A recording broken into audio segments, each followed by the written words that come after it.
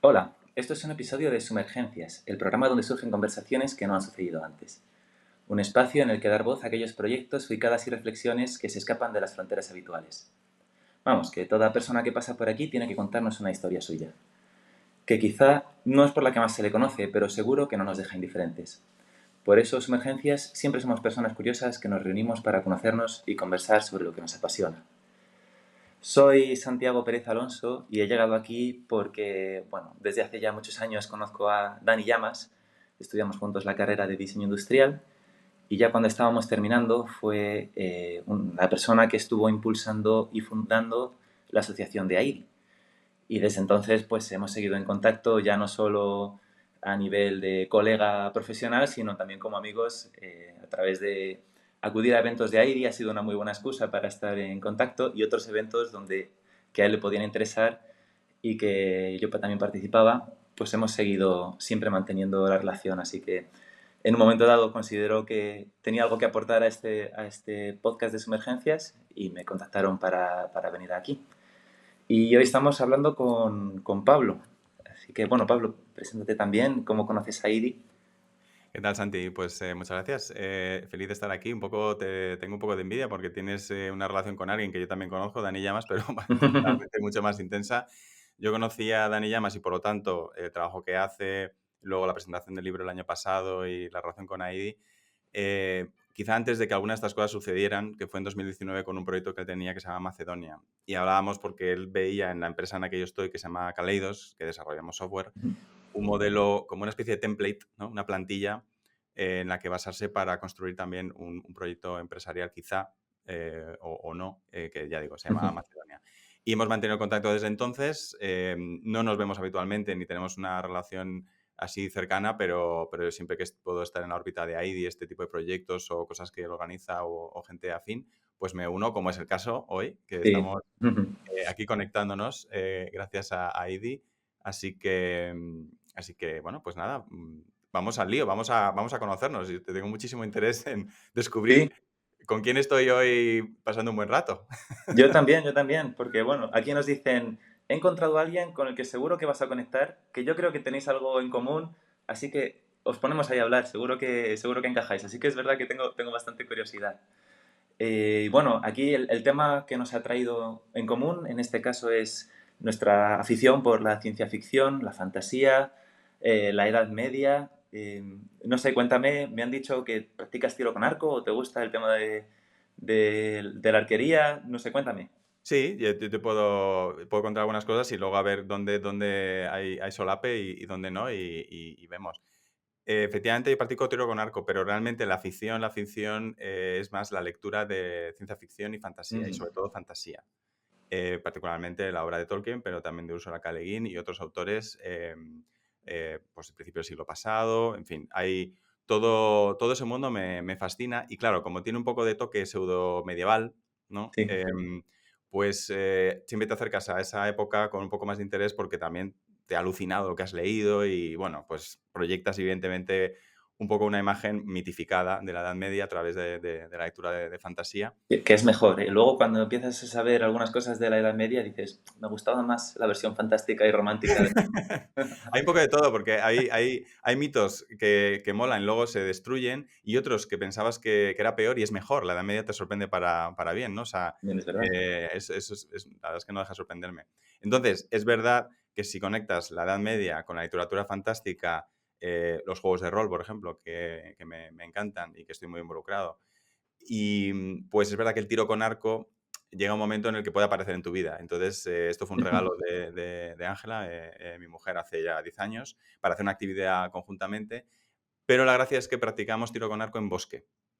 Oh, qué curioso. Que no es el tiro con arco clásico que la gente imagina, tirando una diana de 18 metros en una sala, sino que realmente estás pues en una serie de, yo qué sé, 10, 15 hectáreas en bosques que están homologados, son recorridos de 24 dianas, Ujú. 28, dependiendo de la modalidad, y lo que haces es una especie de caza simulada, que es Me genial ha porque no... venido una imagen de la película de Brave, cuando va Mérida a caballo tirando flechas a los árboles. Pues Tiene sí, vías pero de imagina, por sí, ahí. pero ahí son como...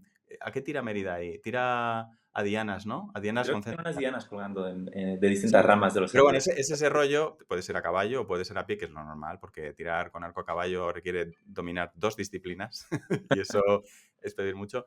Pero sí, entonces, el tiro con arco. Entonces, cuando estás en ese rollo un poco en el bosque con tu arco, con flechas de madera, flipándote un poco, haciendo como que te escondes detrás de un árbol para tirar a un león, que está hecho como a escala real, ¿no? Con una espuma muy densa que simula un poco el impacto. Tú no haces daño a ningún animal, que sería algo que a mí pues, no me gustaría mucho, pero tienes toda la dopamina asociada a eso, pues empiezas a indagar y descubres pues, la historia del tiro con arco, de Mm. las culturas en la humanidad que han desarrollado tiro con arco, que son todas, empiezas a leer historia, ves la ciencia ficción y la fantasía, sobre todo la fantasía, de una manera un poco más crítica. En fin, te acercas a la historia militar, te acercas a temas sí, digamos, arqueológicos de forma diferente. También empiezas a fabricar tu propio material. Entonces, es una puerta que se abre y que es fractal. O sea, Interesante. Sí, sí, cómo mola. Yo así que, ¿y tú? me... ¿Y tú algo de esto, algo relacionado? Porque veo en tu camiseta, la gente no lo ve, pero cuando has estado arreglando el Ahí está. micrófono antes de que entráramos, veo ahí algo de esgrima. Sí, en mi caso el tiro con arco es una disciplina desconocida totalmente para mí, así que todo lo que me cuentas es nuevo y muy interesante. Y en mi aproximación al mundo medieval, por un lado, fue la esgrima deportiva, que la empecé desde muy joven. Cuando todos mis compañeros estaban apuntándose a fútbol, con 6 años, pues yo me apunté a esgrima, porque mi padre dijo, ¿te quieres apuntar a esto? Y yo, ¿eso qué es con ese nombre tan raro? Pues pelear con espadas. Y claro, un niño de 6 años que le dice si quiere practicar un deporte que consiste en pelear con espadas, pues dice que sí. Y la verdad es que me aficionó, me gustó mucho, estuve muchos años practicando esgrima, prácticamente hasta que empecé la universidad. Y, y lo he dejado hasta este año que lo he vuelto a retomar, después de 11 o 12 años sin practicar nada. Ostras. Eh, y eso fue uno de los puntos de contacto, pero claro, la esgrima que yo practico, que es esgrima deportiva, no tiene tanta relación con a lo mejor pues las peleas de espadas que vemos en las películas medievales, que a lo mejor se refiere a otro tipo de batallas con armas más antiguas. Eh, y en cambio, mi pasión por la fantasía vino no tanto del lado de la esgrima, sino más bien también del lado de la literatura. Mm. Cuando yo era joven, bueno, Harry Potter fue un gran descubrimiento, aunque no es muy medieval, pero sí que fue como mi introducción al mundo de la fantasía. Y luego hubo unos libros que son bastante famosos, pero no tanto, que son los de Eragon, Eldest, Sí, Brisinger y Legado. Son 4 libros que escribió Christopher Paolini cuando era muy joven. A mí me gustaron muchísimo. O sea, yo era un chaval que me encantaba. Era una historia de dragones, sí, de jinetes de dragón, que eran caballeros, en un entorno medieval. Y eso me gustó un montón. Entonces, yo creo que fue entre la literatura y la esgrima, fueron mis puertas de entrada al mundo de la fantasía. Porque aunque yo empecé la esgrima desde digamos, desde una faceta más deportiva, muchos de mis compañeros sí que tenían una pasión por la historia y por la esgrima medieval y por otras ramas en donde la esgrima está muy involucrada. Y claro, eso pues al final lo hablas durante los entrenamientos y es una pasión que se transmite y que desde luego pues es muy divertido. Oye, y Y entonces te quiero hacer una pregunta. En... Porque claro, cuando dices esgrima medieval, no soy experto en esgrima, pero algo sé y sé las diferentes disciplinas, etcétera. ujú, Em, hay esgrima medieval, pero hay esgrima más del Renacimiento y hay, o sea, y hay la sí, escuela italiana y hay, o sea, hay otras cuestiones que son postmedievales, ¿no? sí, Y hay más de ujú, disfrute.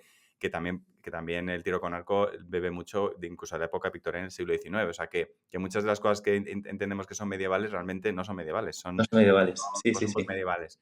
Pero la pregunta es, en el mundo de la esgrima hay como bandos sobre la esgrima de verdad y la esgrima que no. O sea, veo que haces así como la, Un la- poco la sí, o esgrima sea, hay algunos que son auténtica. muy puristas, pero la mayoría de la gente le gusta todo lo que tenga que ver con darse con espadas y no son muy quisquillosos.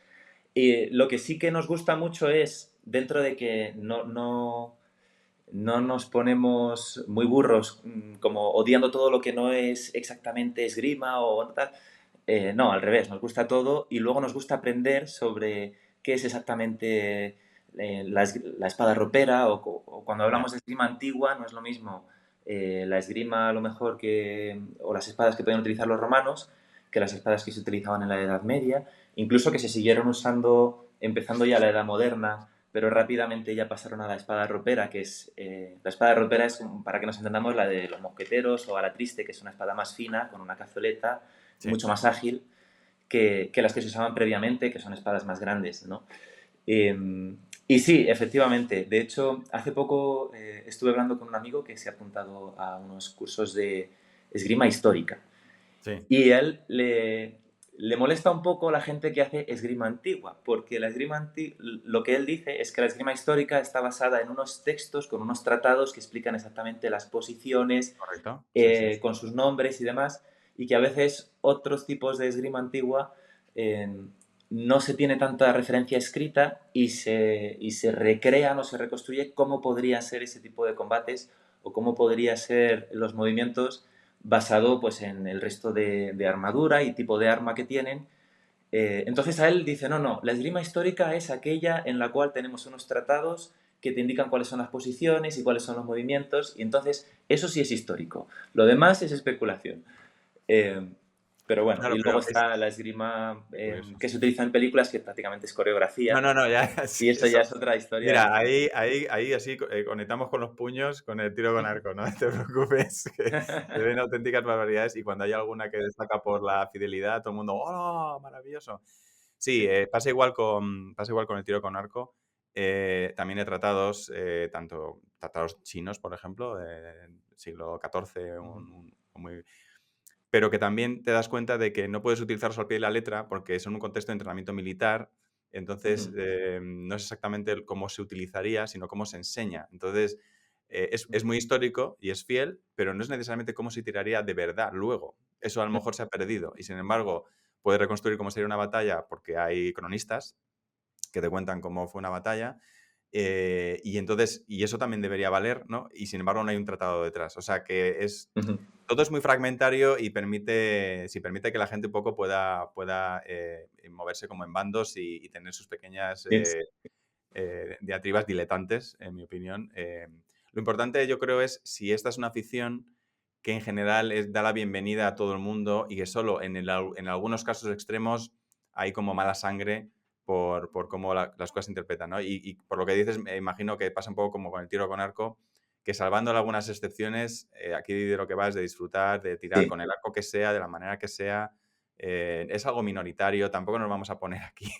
Eso es, eso es. a- sí, sí. Además, yo donde más contacto tengo realmente son en clubes deportivos de esgrima moderna, es decir, no tanto a lo mejor esgrima antigua, sino esgrima moderna. Y eso pues es un club deportivo donde cualquier persona se puede apuntar, cualquier interesado.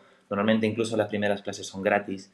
Y lo que sí noto es que es un entorno muy acogedor, que da muy la bienvenida a todo el mundo. Hay gente de todo tipo, de todas las edades.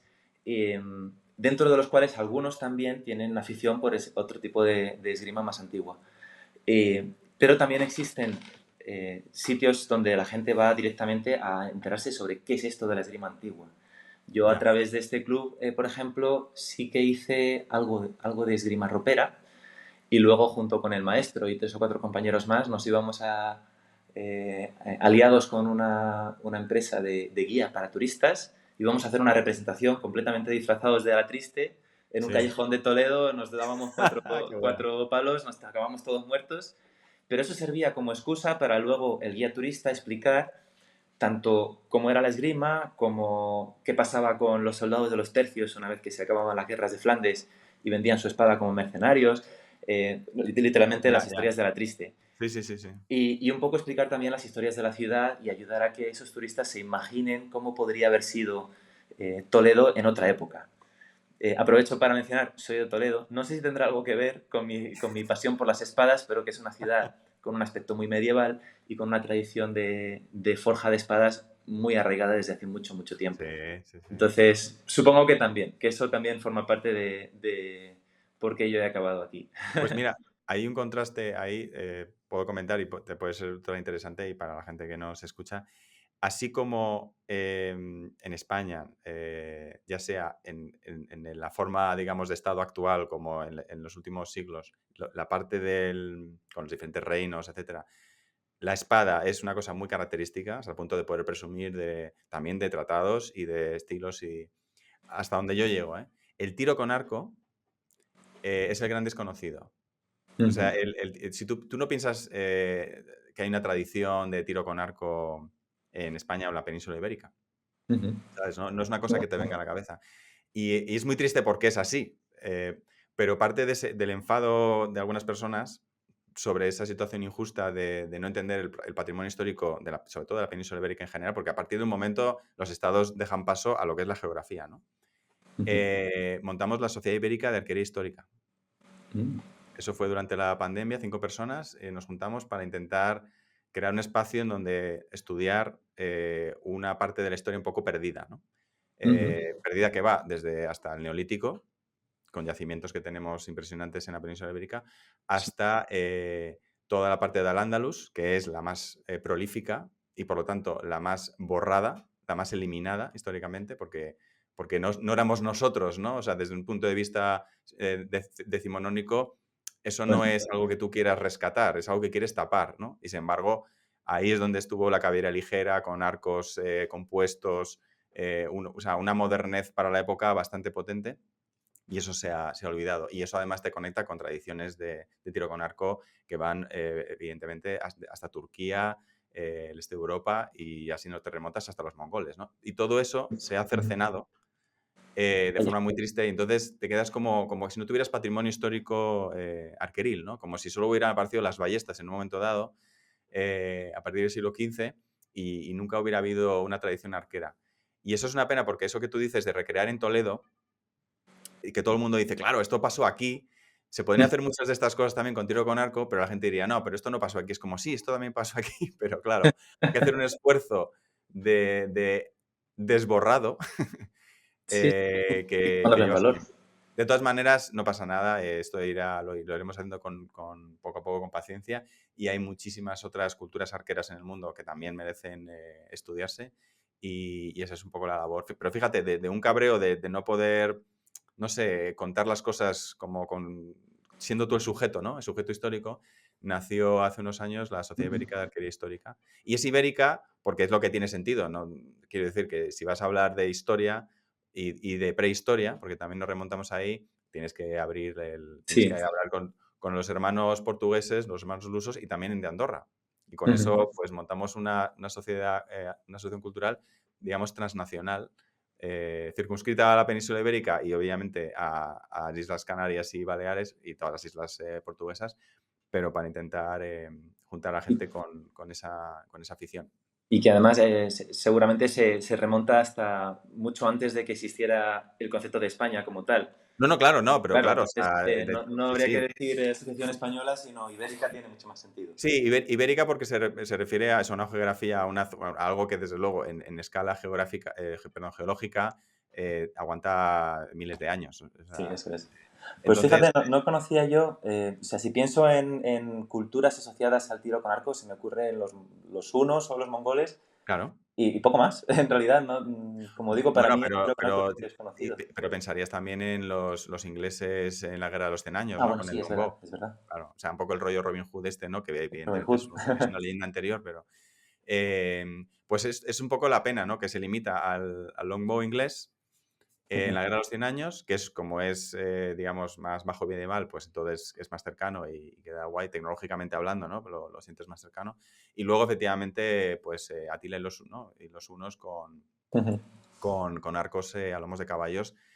Pero luego empiezas a escarbar y dices, es verdad, me suena esto de los carros de combate egipcios que también iban con arcos, las balistas romanas y griegas antiguas que también, bueno, y los arcos romanos también, que están los arcos romanos.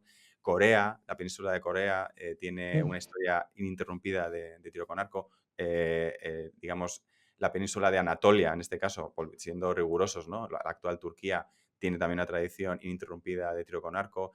Las islas de Japón, con su arco raro, asimétrico, ¿no? Que a lo mejor alguien podrá imaginar que es un arco larguísimo y sin embargo se tira a caballo. O sea, yo creo que lo que viene a la cabeza es lo que tú dices, los mongoles y los hunos y Robin Hood. Pero la belleza del tiro con arco es que todos los pueblos en la historia de la humanidad han desarrollado en algún momento Ujú. el tiro con arco. O sea, el concepto de proyectil con un palo, una cuerda que se tensa y algo que lanzas. Da Qué igual si bueno. es en la selva Sí, sí. amazónica o en Papua Nueva Guinea o en Japón Qué o en curioso. Toledo. Porque así como digo que no asocio ninguna cultura más allá de lo que hemos mencionado, especialmente al tiro con arco, también te digo que no me sorprende nada cuando mencionas que todas las culturas han desarrollado el tiro con arco y no me... De alguna manera, como que aunque no forme parte de la idiosincrasia que yo asocio a ninguna otra cultura, sí que me lo imagino en cualquier batalla desde hace mucho, mucho tiempo, en cualquier cultura. Y además es llamativo también con culturas que están muy separadas entre sí, que no han tenido contacto, como podríamos hablar a lo mejor de culturas americanas, que también desarrollan armas que son Sí. parecidas y que también desarrollan el arco, que no es un palo o un garrote, ¿no? Al final El una espada es una cerebro, extensión el de un cerebro palo. llega a esas conclusiones. y, Sí, es, sí, y es totalmente. aún así curioso, sí, sí. Eso es lo bonito de esta disciplina, que yo animo a la gente a que incluso sin querer practicarlo se adentre, es que une un poco a la humanidad. O sea, es una de estas cosas que te conecta y cuando viajas te conecta. Pero yo te quiero hacer una pregunta sobre, Ujú. aparte de disfrutar de la esgrima, ¿a ti te ha aportado, porque entiendo que no te dedicas a eso No, no, profesionalmente? que va, sí. Hace poco he estado en París en los Juegos Olímpicos y no te he visto ahí. Eh, Me pillaba eh, de vacaciones. Te vi de vacaciones, ¿no? Te llamaron para la selección, pero dijiste Dije, no, que es que no estoy te de apetecía. vacaciones, y tuve que colgar. Pero, ¿a ti qué te ha aportado sobre todo practicar la esgrima? Porque además has dicho que has estado 10 o 11 años Sí, como de sí, estuve pausa. desde muy pequeño. Y yo sí que pienso que tuvo un peso en mi formación.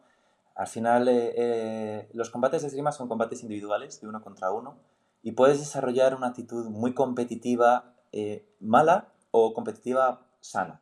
Ok, Y yo creo que todo el entorno incita a lo segundo, y en mi caso creo que eso ayudó también a formarme mucho en ese sentido. Es decir, tú puedes luchar por tus metas, puedes luchar por la victoria, ¿no? Esforzándote porque depende de ti mismo, y puedes tener unos obstáculos delante muy difíciles. Y a veces los consigues, a veces no, pero en cualquier caso, como hay que tener la mente siempre en un estado, no te puedes dejar llevar por una derrota y hundirte, o no ya. te puedes tampoco venir arriba en la victoria porque a la siguiente salto a lo mejor pierdes.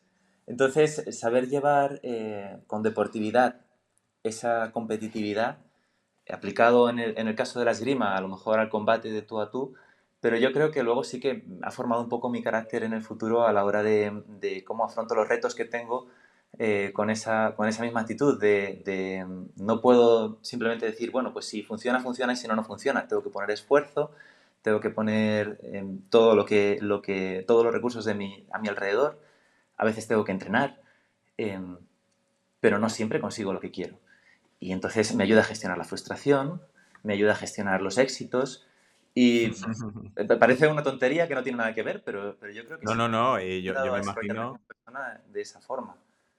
Y entonces dirías que el componente psicológico a la hora de, Es de- muy de- de ser importante. un, Es ¿no? muy importante. Además, en los combates de esgrima suelen ser... bueno, me imagino que la gente que nos está escuchando igual no conoce mucho cómo funciona la esgrima moderna.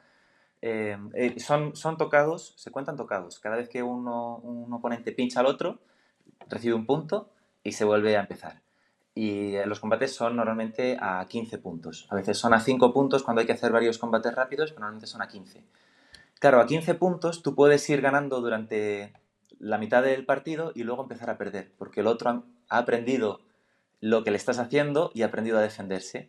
Y entonces, psicológicamente es muy importante mantener la calma porque son combates largos.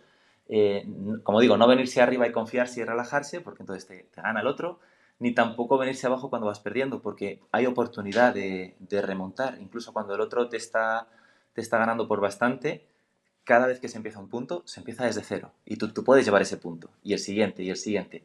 Entonces, sí, el factor psicológico es muy importante para cada combate y luego, como digo, pues también creo que me ha ayudado a gestionar cosas fuera de la esgrima gracias a ese entrenamiento también mental que he tenido en las clases de esgrima.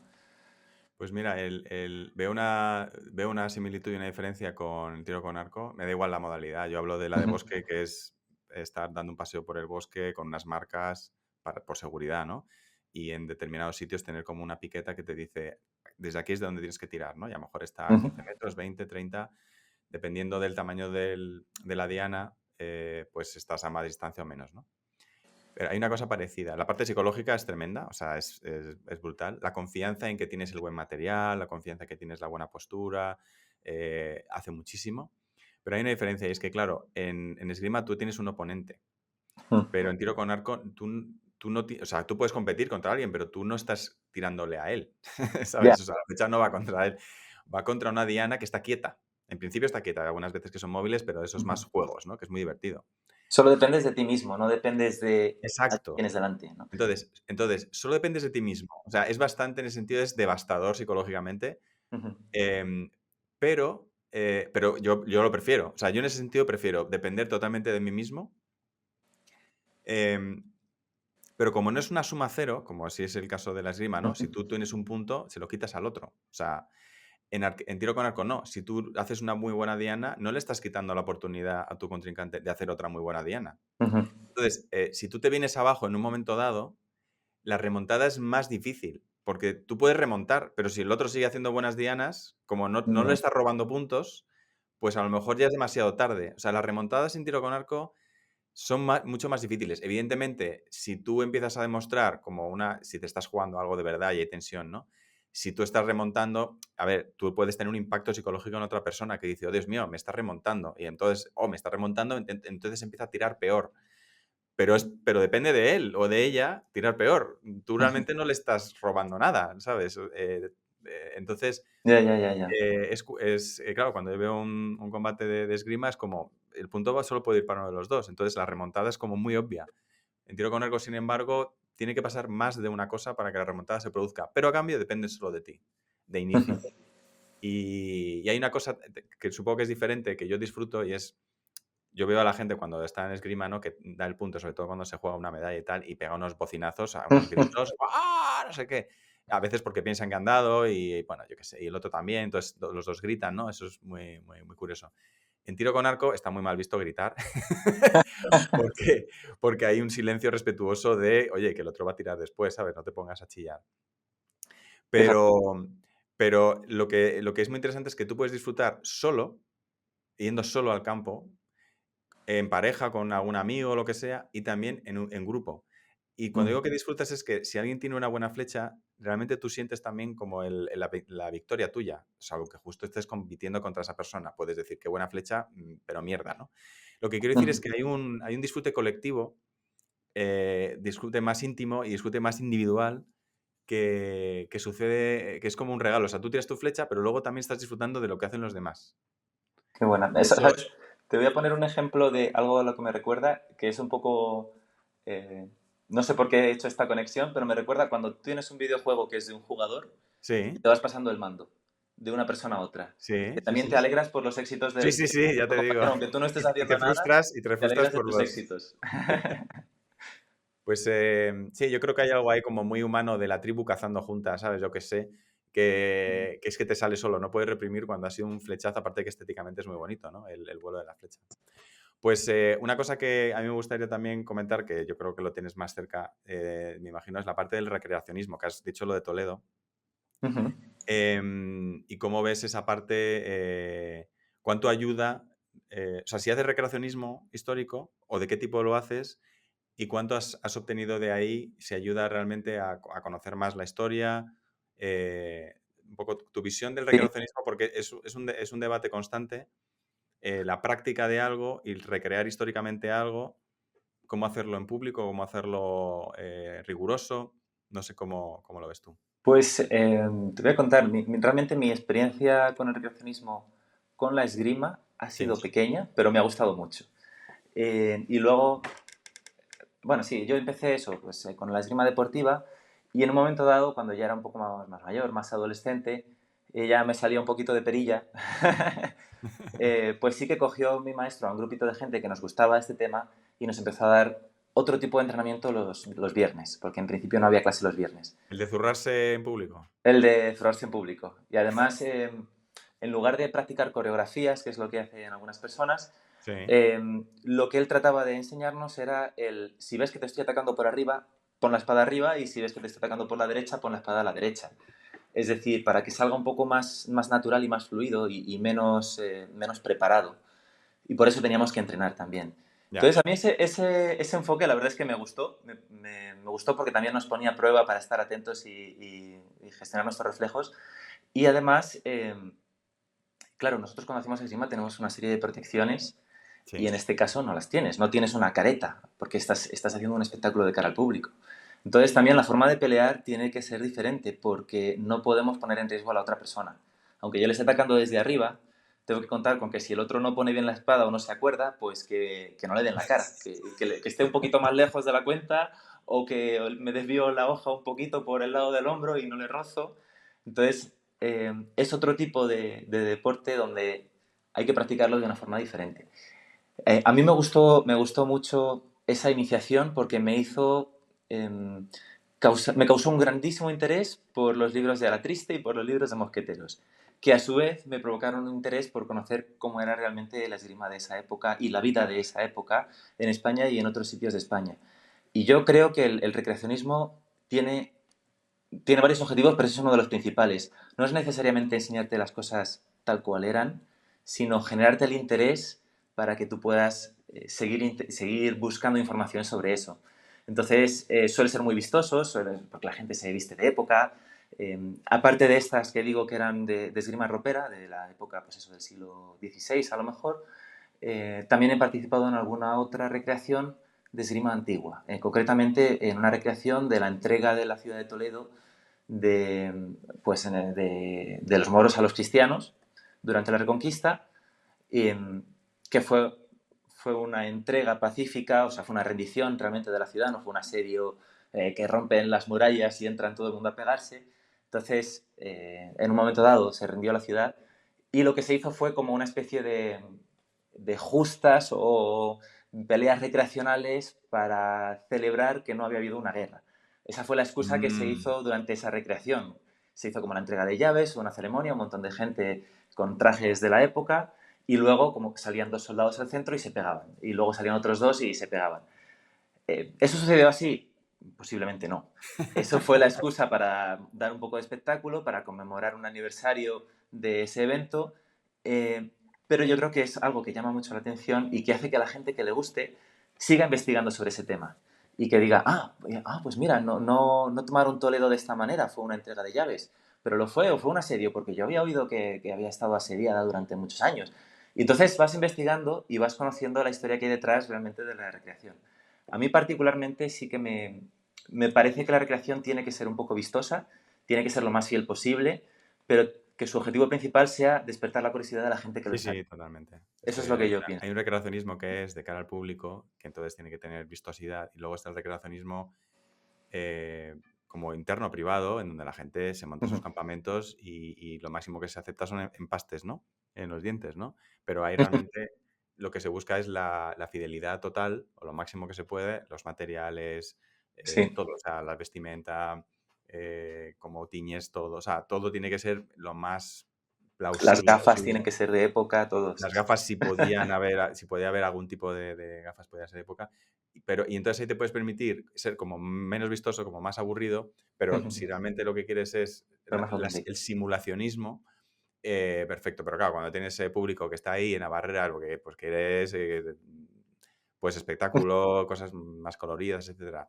Luego está el siguiente nivel, que es el que a mí a lo mejor me duele un poco más, que es de forma innecesaria relajar Ah, algunos criterios para que la gente cuando va con atuendos y tal, que es lo que llamamos, algún amigo mío en la sociedad ibérica llama el brilli brilli, ¿no? sí, sí. Es como, ay, por favor, no vengas con un disfraz de Mickey Mouse venido a más, ¿no? O sea, cúratelo un poco. O ese arco, por ejemplo, o sea, es que se ven los tornillos de titanio, ¿no? O sea, En em, la inmensísima mayoría de mercados medievales que hay en España es eso, es echar ya, un ya, poco de ya, sí, sí. paja y poner un mercadillo, solo que, bueno, un mercadillo de artesanía o algo así, pero que de medieval no tiene absolutamente nada. Por cierto, has dicho antes un término, o sea, la palabra reconquista, que es un concepto historiográfico discutido, ¿no? O sea, el concepto en Ujú. sí de reconquistar durante 7 siglos es una cosa un poco... Pero es que nosotros por la noche tenemos un hobby que yo recomiendo a la gente que haga, si quiere, que es...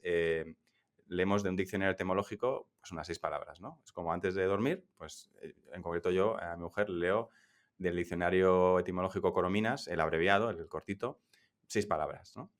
6, 7 palabras. Y vamos avanzando en el diccionario. Entonces, lees la palabra, normalmente sabes lo que significa, a veces no, porque es un Ujú. tecnicismo, pero te explica la historia de la palabra, de dónde viene, si viene del latín, si viene del francés, o sea, si es un anglicismo, si viene del griego, si empezó por el árabe, pero luego vino realmente del griego. Divertido. Y ves la historia de la palabra. Es una pasada. Reconquista en concreto es una Ujú. palabra de finales del siglo XVIII. La palabra Es- reconquista, que ya te da una idea de hacia dónde está apuntando la palabra y por qué aparece cuando aparece, ¿no? tiene un objetivo concreto. Tiene un objetivo concreto que luego se desarrolla con el Estado-Nación y los nacionalismos del 19, que viene de reconquistar, viene de conquistar, o sea, pero que, y en este caso viene originalmente del latín, del italiano y del latín, y creo que de hecho conquistar inicialmente venía de encontrarte con alguien andando, ¿sabes? O sea, Fíjate, de confrontar. Confrontar es también andar juntos o encontrarte mientras andas, ¿no? Esas típicas palabras que tienen un origen, ahora no recuerdo de memoria y no quiero equivocarme, pero tiene una historia curiosa. Pero sobre todo el origen, claro, cuando es una palabra que es del 1050, alucinas. Por ejemplo, congrio, que estaba cerca ayer de conquistar, congrio es del 1050 y ¿qué realmente significa hombre? hubiéramos dicho congro si no fuera por la influencia del asturleonés que le metió la I. O sea, decimos congrio desde el siglo XI y no congro por eso, ¿no? Pero hay dos palabras mucho más modernas que vienen de hace nada, 150 años, 200 años y que nunca pensaríamos y que están asociados a conceptos más antiguos. Pero bueno, dicho esto, es que justo ha coincidido que has dicho eso y digo, joder, Sí, ayer terminamos con esta sí, palabra y pues, dijimos, bueno, pues yo a dormir. voy a hacer solo un par de apuntes que, claro, yo creo que también al haber crecido en Toledo tiene otra serie de repercusiones. Por ejemplo, es que la calle que hay al lado de mi casa se llama Avenida de la Reconquista, Por supuesto. directamente. Entonces, hay una serie de terminologías que entiendo que tienen, o sea, ya visto de mayor y entendiendo que pueden tener una intención detrás de tal vez de crear una identidad nacional donde estas personas que había antes o esta civilización que había antes, eso no somos nosotros, eso los tuvimos que echar Eso porque es. hemos reconquistado, cuando realmente no es así. Y yo, de hecho, no lo siento así, aunque tenga la palabra muy incorporada en mi vocabulario, no lo siento así. Toledo también se habla de la ciudad de las tres culturas, donde siempre se pone Sí. muy en valor cada uno de los pueblos que ha pasado por ahí y ha convivido. Y de hecho la influencia de los árabes está en todas partes, en la arquitectura. Igual que antes he utilizado el término moro, Sí. cuando he dicho la entrega de la ciudad de los moros a los cristianos. Es una palabra que yo nunca le he dado una connotación peyorativa hasta que he salido de Toledo y hay gente que me ha dicho que no, que bueno, que eso es una palabra un poco despectiva. Y en mi entorno nunca se ha usado así, simplemente se utilizaba para referirse al pueblo que estaba durante todos esos años viviendo en Toledo como oposición pues a los cristianos que luego reconquistaron, pero no nunca con un término peyorativo. Y como estoy en un espacio público, me tengo que disculpar si a alguien le afecta esta palabra, pero en mi entorno o en el entorno donde yo he crecido nunca ha tenido esas connotaciones.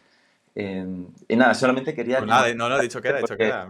digo, no vaya a ser que parezca aquí que vengo Pero con... es que, o sea, si ya sea por hobby o una afición muy intensa, lo que sea, en lo que parece que es un deporte, que luego es más una afición, ¿no? Porque el deporte tiene otras connotaciones también, ¿no? Es una puerta abierta a la historia, la tuya propia o la de donde tú vives, ¿no? Porque no es la tuya necesariamente, pero donde tú vives o de otros sitios, es un constante reescribir tus esquemas mentales. Algunos los refuerzas y otros dices, Dios mío, vaya historieta que tenía en la cabeza, no tenía ningún sentido.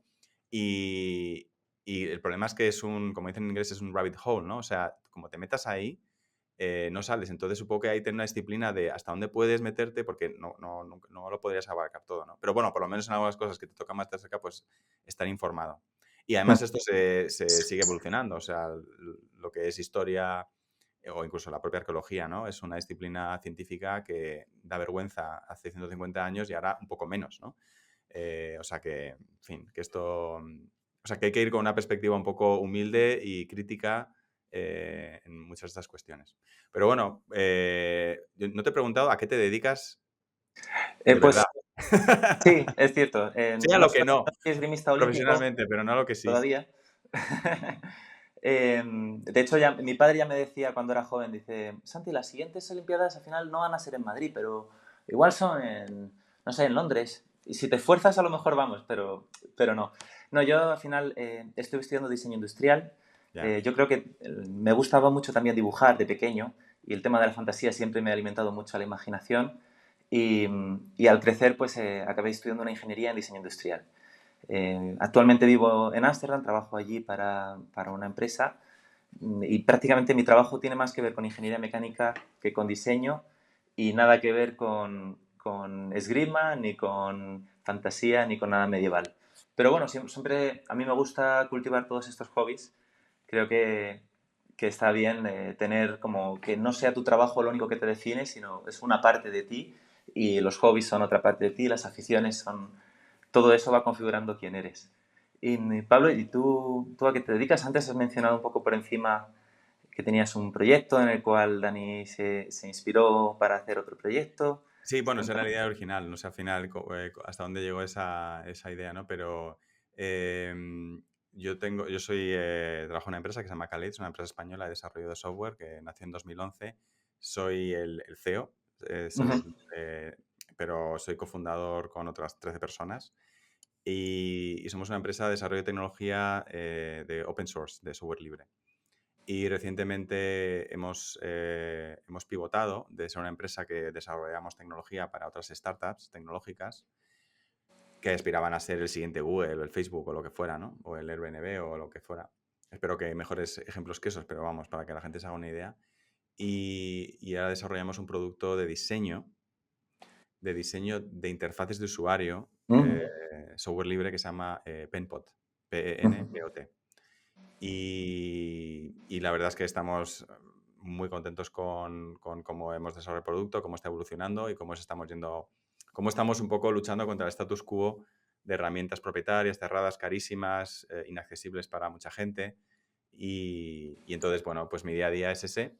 Y como soy un poco la persona, la cara visible en algunos aspectos, pues viajo bastante, con lo cual aprovecho evidentemente para ver si puedo tirar con arco o conocer gente que Te iba a la verdad. decir, y aún así te sobra tiempo para poder dedicarlo a estas aficiones.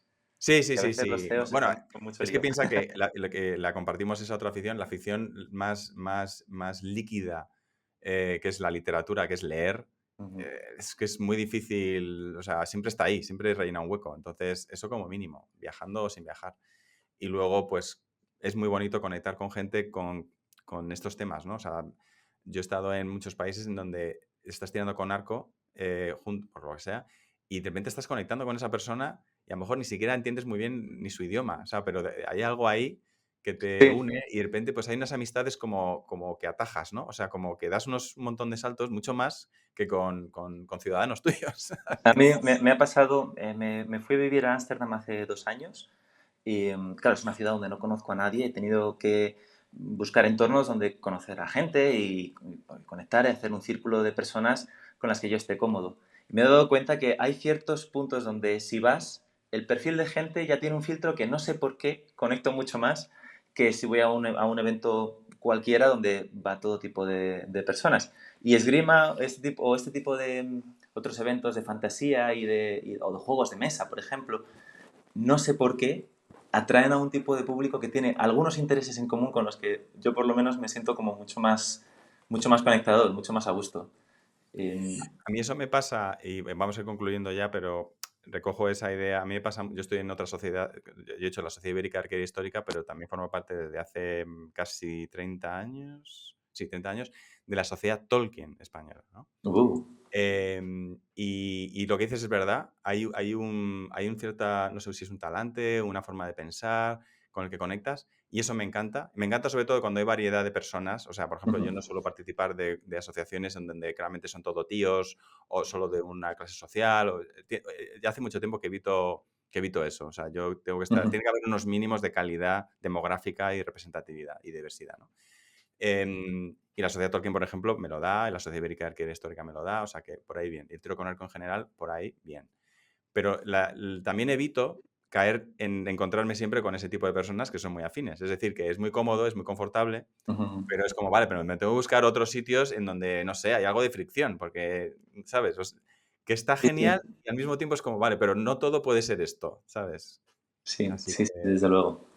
pero bueno, hoy por ejemplo, es del rollo afín y esto es una droga dura muy guay, así que yo espero que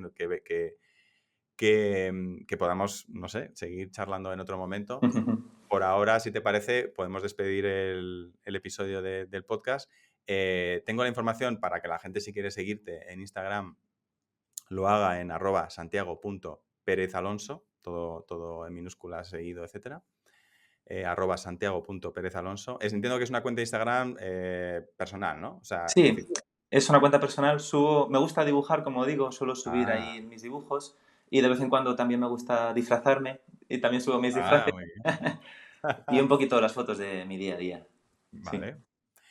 Y pues en mi caso, en general, mi handle o mi nickname en Instagram, en X, en Mastodon, en todas estas es el mismo, diacrítica, @diacrítica, como la tilde diacrítica, pues diacrítica. Luego tengo una web en donde es todo un revolutum de todos los proyectos en los que estoy, etcétera, que es Elenya, que es ELENYA, o sea, como Elena, sin H y con Y, elenya.net. Y tengo un blog de tiro con arco, tradicional e histórico, que se llama aljaba.net, que aljaba, de hecho, es la palabra de origen árabe para hablar del carcaj. Pero a mí carcaj, que es de origen persa, me parece maravilloso, pero aljaba me gusta incluso más. Aljaba.net. Si alguien quiere saber cómo meterse en el mundo del tiro con arco un poco más tradicional y rollo bosque, ahí tengo cientos de artículos. Y os dejaremos todos los enlaces en la descripción del podcast, o sea que si no los habéis pillado así a la primera, ahí están. Pues nada, Santi, con esto hemos llegado al final de una nueva historia sumergente. Y bueno, recordamos que Sumergencias es una iniciativa promovida por AIDI, una comunidad de personas creativas, emprendedoras y activistas, quienes utilizamos nuestra pasión por temas como la cultura, el diseño o la tecnología para llevar a cabo proyectos que tienen cierto impacto social, ¿no? Y especialmente ante lo que se nos viene encima. Así que si queréis continuar la conversación y saber más sobre todo lo que hacemos, pues cotillea en id.es y únete a los diferentes canales que tenemos en redes sociales. Y muchísimas gracias, Santi, por Igualmente. este ratito Encantado de conocerte, Pablo. ha sido un placer. Chao.